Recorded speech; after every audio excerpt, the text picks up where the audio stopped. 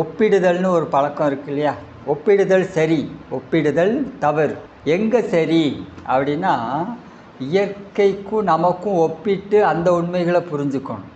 நேற்று நான் இப்படி தவம் பண்ணேன், இந்த அளவுக்கு ஆற்றல் இருந்தது, விளைவு வந்தது. போன வருஷம் இப்படி இருந்தேன் என் மனசில், இந்த அளவுக்கு இன்னைக்கு மாறியிருக்கேன். இந்த ஒப்பாய்வு சரி. அதை விட்டுட்டு இந்த ஒப்பிடுதல் என்ன பண்ணுறோம்? நம்ம பையனுக்கும் அவன் ஸ்கூலில் படித்த இன்னொரு பையனுக்கும், அவன் மட்டும் ஃபஸ்ட் ரேங்க் வாங்கியிருக்கான், நீயும் தான் இருக்கிய, உனக்கும் தானே டியூஷன் வச்சேன் பண்ணேன், நீ கேட்டதெல்லாம் வாங்கி கொடுத்தல்ல அப்படின்னு அவரை போய் திட்டுறது. அப்போ இந்த மாதிரியான ஒப்பாய்வுகள் தப்பு. பக்கத்து வீட்டுக்காரங்களை பார்த்துட்டு நாமளும் அதே மாதிரி பண்ணுறது. அவங்க ஏதாவது ஜவுளி கடைக்கு போய் ஏதாவது வாங்கிட்டு வந்தாங்கன்னா நாமளும் ஜவுளி கடைக்கு கிளம்புறது. அவங்க கார் வாங்கினா நாமளும் கார் வாங்குறது. இதெல்லாம் எதுக்கு? இந்த ஒப்பாய்வெல்லாம் தவறு. ஒப்பிடுதல் இப்படி இருக்கணும், இயற்கையோடு இயற்கையாக ஒப்பிட்டு சில உண்மைகளை புரிஞ்சுக்கணும், அது கரெக்ட்.